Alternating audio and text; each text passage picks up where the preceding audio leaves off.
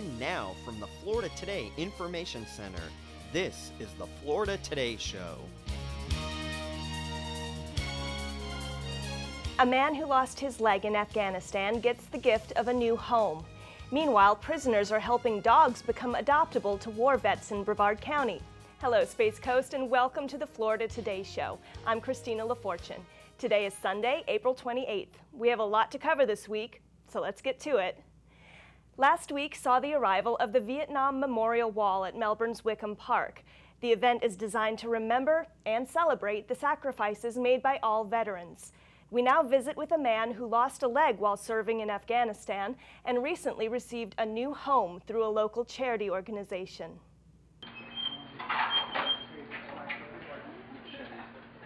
Air Force Staff Sergeant Stephen Mallitz lost his leg in Afghanistan on April 29, 2010. He was riding in a truck that ran over an improvised explosive device. Since that fateful day, Mallitz has had a long road to recovery.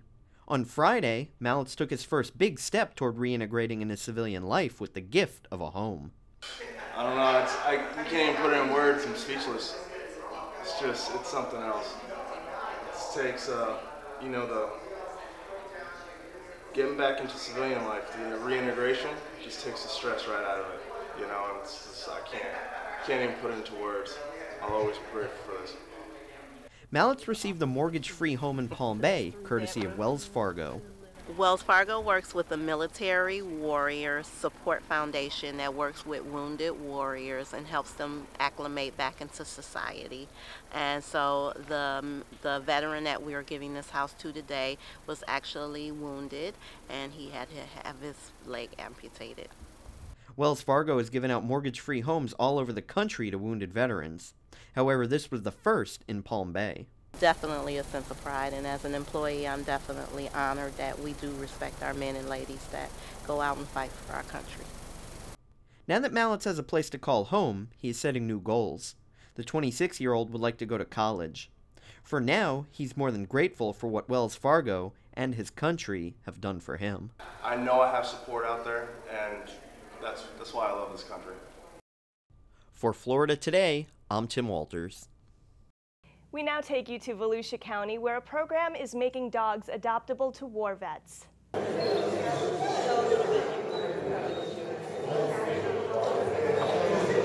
We are at Tomoka Correctional Institution Work Camp. What we are here is we are a medium security prison, and we're in Daytona Beach, Florida. It's just a perfect place to run this Pups and Pals dog program because of the nice weather. The dogs are always out exercising. It's a constant training of these animals for their adoptability rate. It's the most perfect place to have a program like this. The dogs actually come into prison and they sleep in a crate in between their inmates, so they're constantly being oversaw, and it's constant training and it's constant care and love for these animals. This is the best place for these animals to go and to give them a chance to get adopted out. And we train them for basic obedience so they have a better adoptability rate, so we can stop, hopefully try to quell the rate of euthanasia in Volusia County. These animals here, they assist with the inmates in a better reentry program. It teaches the inmates better skills to go out. That teaches the inmates responsibility, how to care unconditionally for these animals. Some things that these inmates haven't gotten in their life, and they get that through these dogs. And also with our Positive Freedom program, I mean, what more could a heart want? To give the veterans who have served our country and fought with such courage and bravery, for our freedom, we can give them a little bit of a peace of mind, a little bit of love from these companion dogs that we give to them free of charge for their courage and for their service. And what does it feel like to have this dog now? Right now, pretty good. We got about an hour and a half ride with him. We're going to see how he goes to the truck. All right, so, but he's good. He's a good dog. Yeah. For every class of 10 dogs, we hold back 2, and this class we may be holding back 3 dogs for the Positive Freedom program. And we train them extra tasks like search a room for intruders. A lot of the veterans are scared to sleep at night. They think someone's in there, and the dogs that we give them help quell their fear, they search for intruders. So we teach them to alert if somebody's outside, or we try to teach them to alert when the phone rings. A lot of the dogs that we choose for the Paws of Freedom program, also we try to get the ones that like to snuggle, cuddle. They have more of a calm personality, because the veterans sometimes, if they have PTSD or anxiety or depression, they're going to kind of want a dog that's more loving, more loyal. So we kind of choose our dogs differently. A new recycling center is planned for West Cocoa, but some residents say the plan reeks of possible foul smells in the air.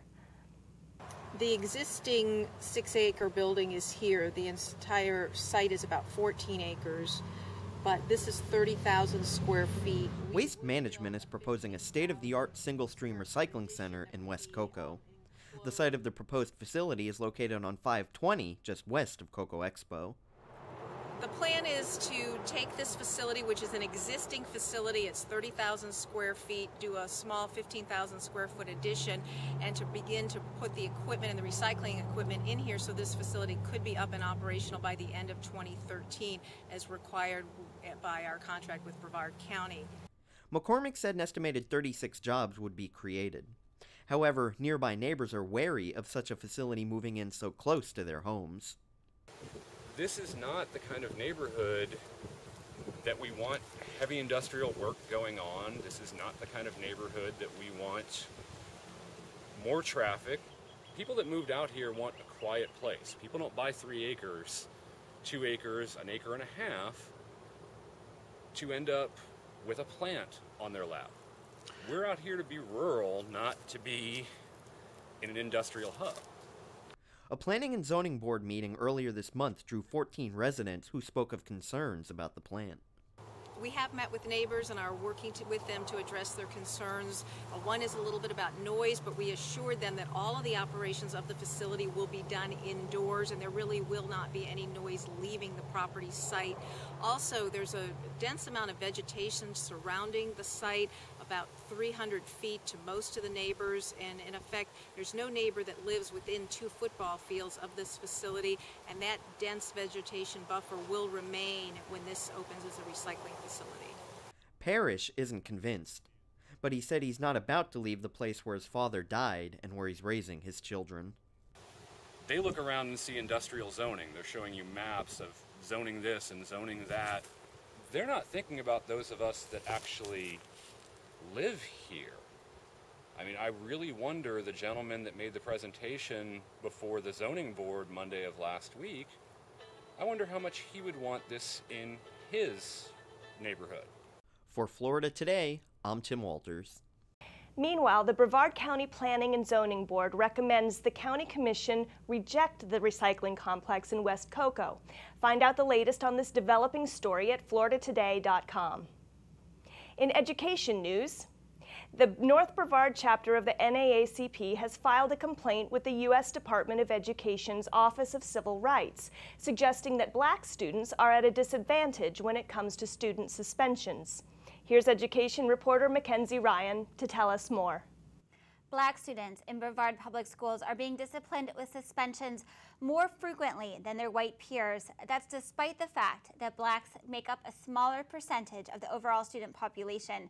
The North Brevard chapter of the NAACP recently filed a complaint with the U.S. Department of Education's Office of Civil Rights. They want the agency to investigate Brevard Schools' policies and practices and what they believe to be racially based discrimination. Across the nation, NAACP chapters are looking into the high rate of student suspensions. It's part of a coordinated effort to break the so-called school-to-prison pipeline. In the United States, school suspension rates mirror the incarceration rate. Schools are on the front lines. The issue has been going on for decades. That's despite efforts by school district leaders to curb the issue by holding staff training or instituting school programs designed to help. Today, the rate of suspensions among black students is practically the same as it was 20 years ago. Today, 31% of all suspensions are given to black students, but blacks make up only 15% of the student population.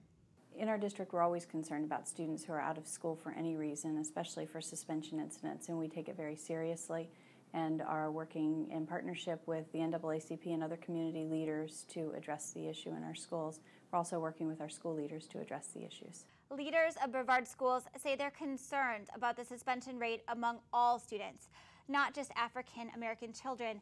They've been meeting with Brevard NAACP leaders this school year, and they say they're aware of their concerns.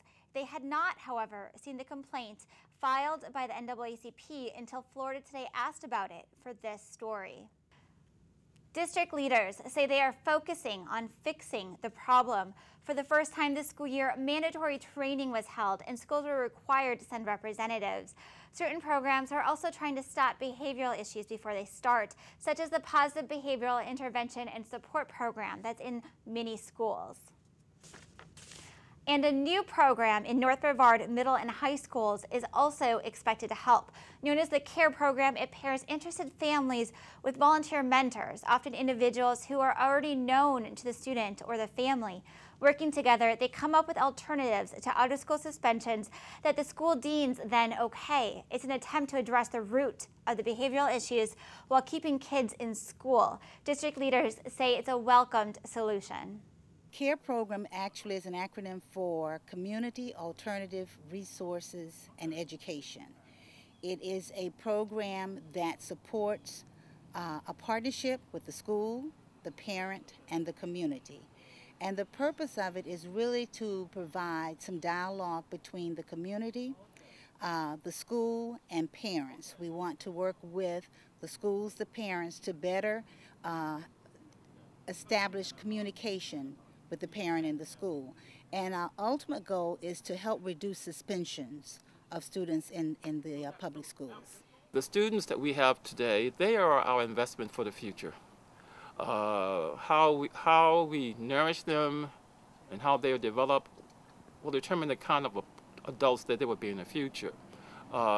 We have some issues today. We have so much diversity in this area, so many different ethnic groups and cultures that we need to understand each other a lot better. And we can do this by bridging the gap between the schools and the community. We can do this through meetings, and we can also do it through programs like the CARE program. And some of the issues that are coming up is this business of suspension. You know, are we treating all the students fairly? What are we doing wrong? So I think that we need to take a close look at how we handle things, listen to the students, talk to the parents, get more involvement in the parents, the students, and the community and all this to solve many of these problems. Well, Brevardians came out to do their part to show support for the recent bombing victims during the Boston Marathon. Here's sports reporter Erica Isola to tell us about the turnout. Over 200 participants ran and walked for Boston in solidarity with other running stores across the country at Running Zone in Melbourne. In the fun run, runners wore blue and yellow to show support for the Boston Marathon bombing victims and first responders. Here's more from Running Zone owner Denise Piercy.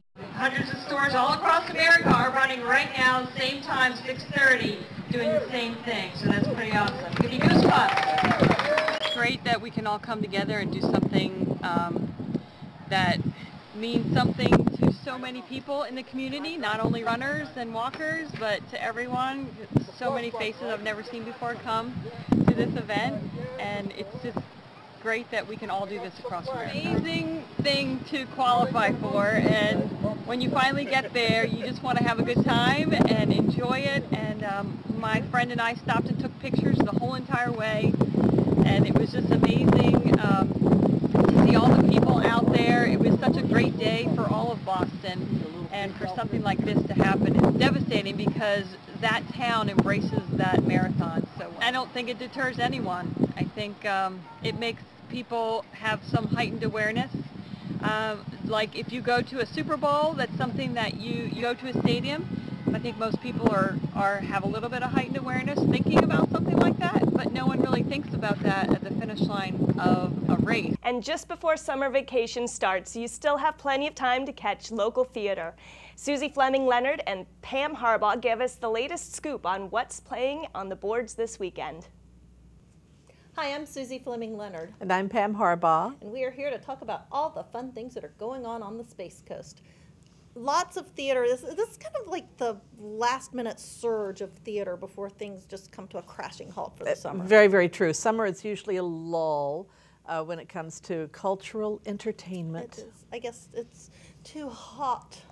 Or else people are just out of town. I don't know, but things really do come to a stop in the summer. Yes, and actually many years ago it did come to an absolute stop. There was nothing to do, and then theaters started getting smart, knowing that there were people still in town, they still needed to be entertained, so they started doing summer shows. So tell us about the shows that are going on this weekend. We had a couple that opened this week and will be running for the next couple of weeks. Yes, well, there's Big River at Cocoa Village Playhouse, and then there is the All Shook Up show at the Henniger Center. Now, Big River was a big Broadway musical. And that's Tom Sawyer, Huck Finn. That's right. The Mark Twain favorite. Yes, yes, absolutely. And that opened on Broadway in 1985. It won lots of Tonys. It won lots of Drama Desk Awards. And Rethel Bean was in it. Rethel Bean? Rethel Bean. Is that something that goes who was in one of the burrito? stars.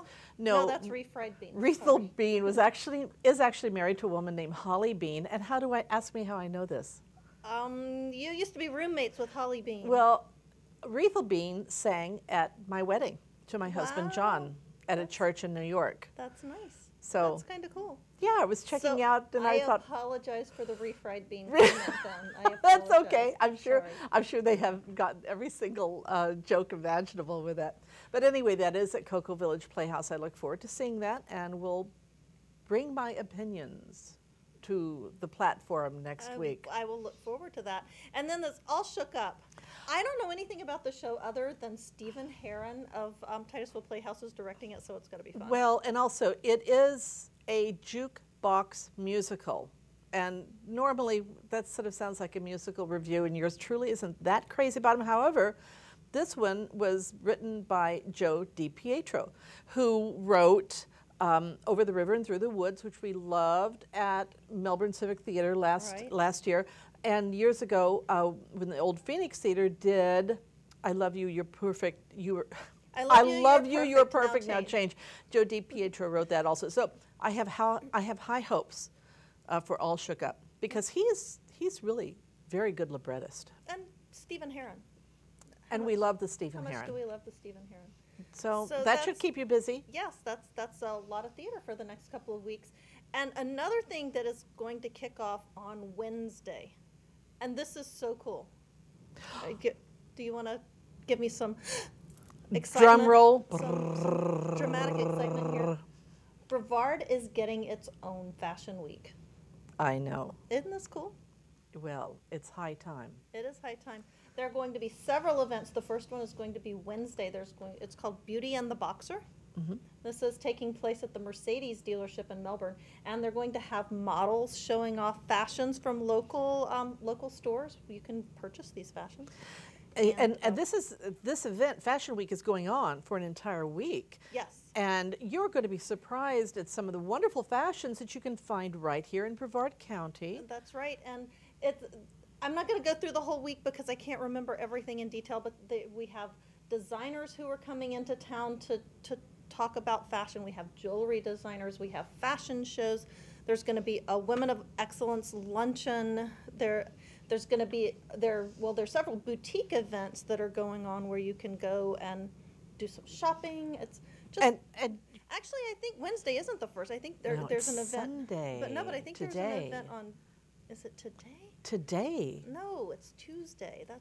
It's Tuesday. Yes. Check Tuesday Florida Today. Well, yes, look in Thursday's style But section. I want to mention to you, Christine Michaels, who's the president and CEO of the Melbourne Regional Chamber, came up with this idea. And what was her inspiration? Project Runway. Yes. So we've got an interview with Christine, and we'll let her tell you about how she came up with this idea. And let's just say, make it work. That was nice. I think that would be great. Yeah, it's a great line. We are extremely thrilled about Space Coast Fashion Week because it's something that I think is brand new for Brevard County. It's something that the ladies especially will enjoy, and we have something for the men too. So I think it'll be something that we hope will catch on year after year. I love that. Wow. Yeah, and then you look really nice in the yellow, and maybe something brighter. Like this mint green is a really good color for the... We have a whole week's worth of activities for Space Coast Fashion Week, and it's going to start on Monday night, April 28th. We have a special fashion show over at the Fusner Museum in Eau Gallie, and that's going to feature some black and white photos of Paris and a special black and white fashion show. That one is free and open to the public. On Tuesday night, we have the Petite Boutiques in downtown Melbourne from 5 to 7. We'll be doing a mini fashion show and a wine and cheese reception, and that is free. And then on Wednesday night, we have something called Beauty and the Boxer. That's going to be at the Mercedes showroom in Melbourne on Route 1. And from 6 to 8 p.m., we're going to have various local boutiques showcased with their evening wear. And the ladies are going to be paired up with boxers from the Melbourne Police Athletic League. So we're very excited. We'll have menswear and boxers in their trunks and ladies in evening gowns. And that is a ticketed event. On Thursday, we have a special event out at Weshy Jewelers in Vieira, where Mark Schneider, who is the most award-winning jewelry designer living today, he will actually be at Weshy at 3:30 giving a presentation about his designs. And then from 5 to 7, we also have a free reception there that's open to the public. If you want custom jewelry designed by this man, you can set a one-on-one appointment with him. So we're very excited about that. And he will be joining us on Friday night, May 1st. That is our Women of Excellence Awards banquet. That's at the Hilton Melbourne Rialto. And we will be presenting Women of Excellence with 2 awards that evening, and we'll be hearing from Amanda Gizzi. She is the person who is responsible for all of the jewelry in New York Fashion Week. So we're very excited to see about the hot trends in jewelry.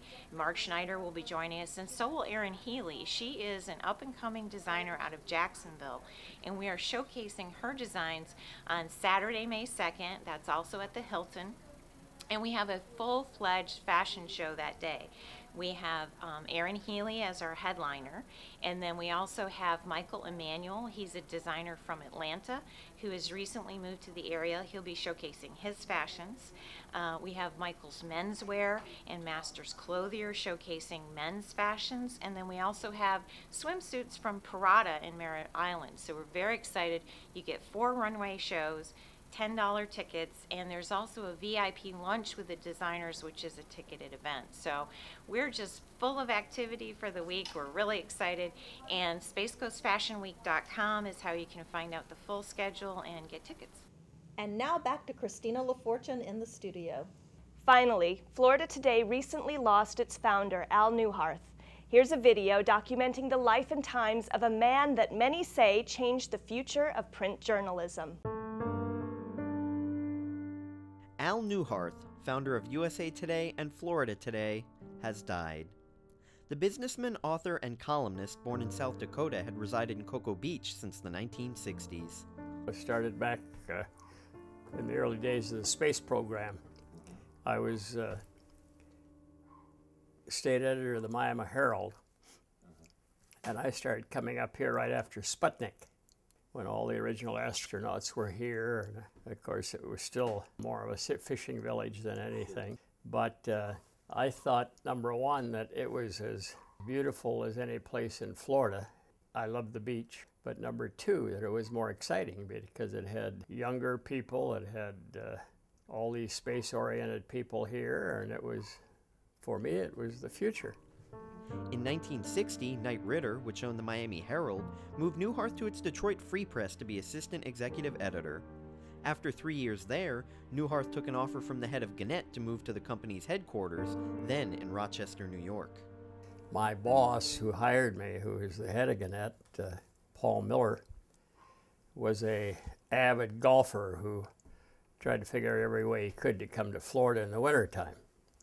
And he'd been trying to buy papers in Florida for years and unsuccessfully. And so I convinced him that if we bought the Cocoa Tribune, Titusville and Melbourne if possible, and started a new newspaper for the space program, that he and I'd have plenty of reason to be in Florida as much as we wanted to. In 1966, Newhart moved to Florida, where he started Today newspaper in Cocoa. It was later renamed Florida Today. The appearance of the papers had to be different, but we also felt that we had to emphasize and play stories with headlines that would be grabbers rather than just stories that were considered important by newspaper people but not necessarily by newspaper readers. Newhart took over as head of Gannett in 1973. As the decade progressed, he helped build Gannett into the largest newspaper company in the United States. In 1982, Newhart decided it was time to start a national newspaper, so he founded USA Today. USA Today launched on September 15, 1982. Within a year, it had a circulation of more than 1 million, and it toppled the 2 million mark during the 1990s.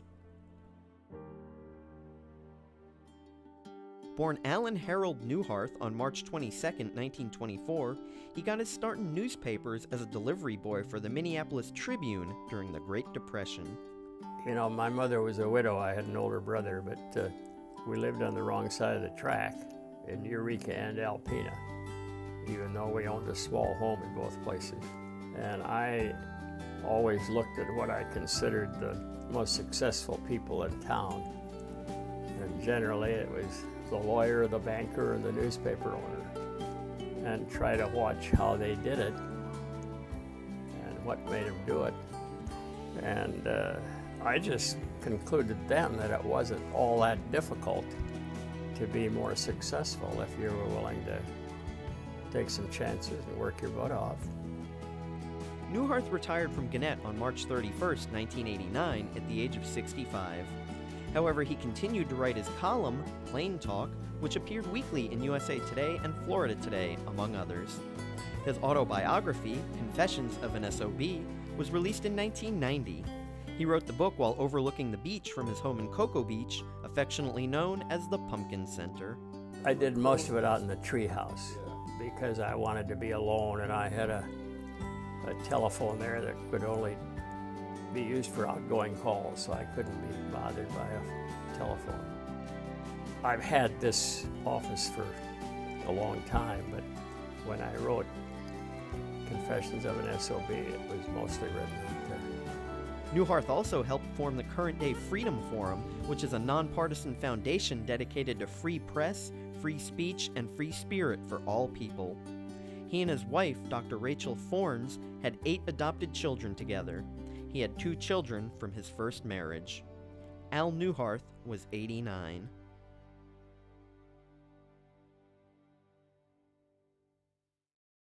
Be sure to tune in next week for all the latest headlines in news, space, sports, and so much more.